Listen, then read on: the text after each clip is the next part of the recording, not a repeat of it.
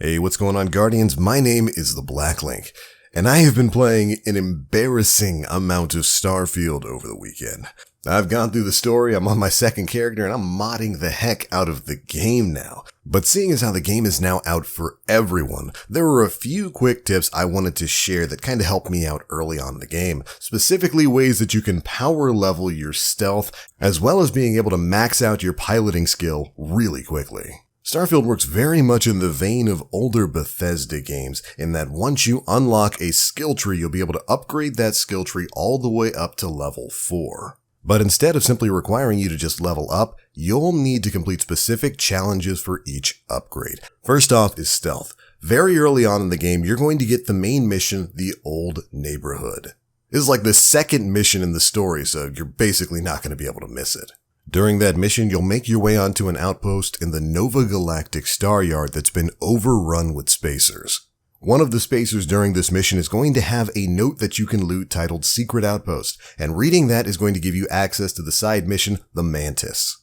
This side mission is definitely worth doing, as it leads you to getting a new legendary ship, as well as probably your first bit of fully legendary armor. So even outside of leveling up stealth, I would definitely recommend that you get it done. Another quick tip, if you want some better loot from this mission, you might want to consider turning your difficulty up to very hard before you step into the Mantis' lair. There's a lot of really high level enemies in here, so it's definitely going to be hard, but playing on a higher difficulty ups your chances at getting rare and legendary gear from those higher leveled enemies. If you can hack it, there's definitely some rewards to be had, and once you finish the mission, you can turn that difficulty back down. Anyways, go ahead and start that mission off and make your way through it until you reach the turret puzzle.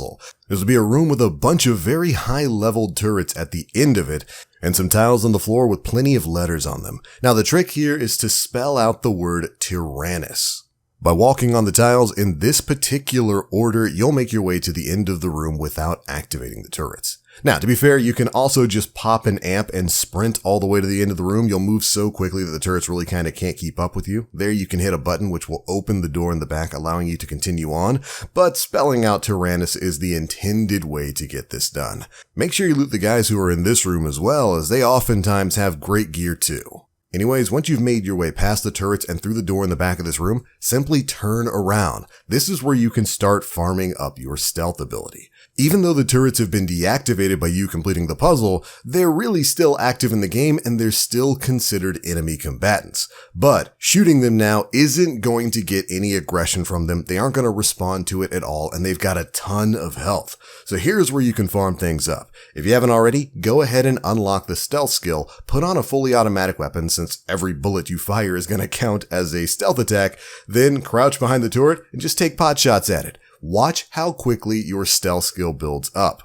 Since the stealth challenges only require that you land shots while you're undetected by enemies, and you can't be detected by the turrets anymore, every shot you land is going to count towards those challenges, so you'll be able to level up that stealth skill really quickly if you've got the skill points to spend on it. So congratulations, if you've got 4 to 5 skill points to spend, you can max out your stealth skill in like 35 seconds. Just make sure you actually remember to go into your menu and upgrade those skill tiers so you're not wasting shots. Now, is this really worth it? Stealth is kind of trash in this game. It's not really the best like it is in previous Bethesda games, but it's still a fast way to level that up. Alright, now let's talk about the piloting skill. The big requirement for leveling up piloting in this game is that you take out enemy ships in space dogfights, basically. But early on, you might actually have some trouble finding enough enemy spacecrafts to take out, unless you're just playing a total lunatic character and attacking every ship you see.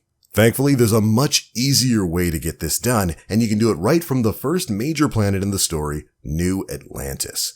First things first, go and complete the introductory UC mission, Supra et Ultra.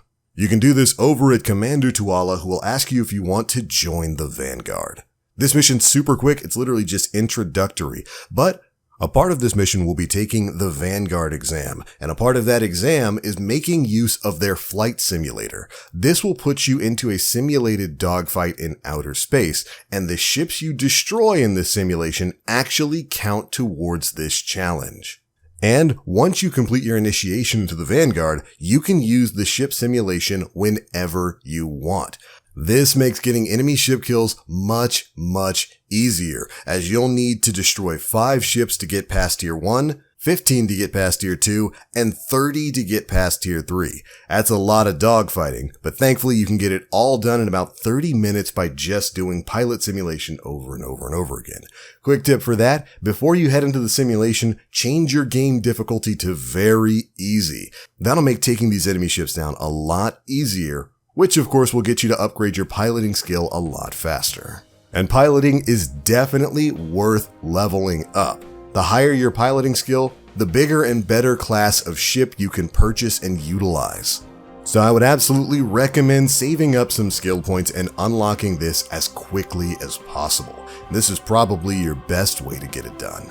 But there we go, that's a couple quick tips for how you can power level both the stealth and piloting skills really early in the game without taking too much time at all. Hopefully it helped, and hopefully you're enjoying exploring the Starfield. That's it for this one. Thank you guys so much for watching, and as always, I am the Black Link. You Guardians, stay frosty.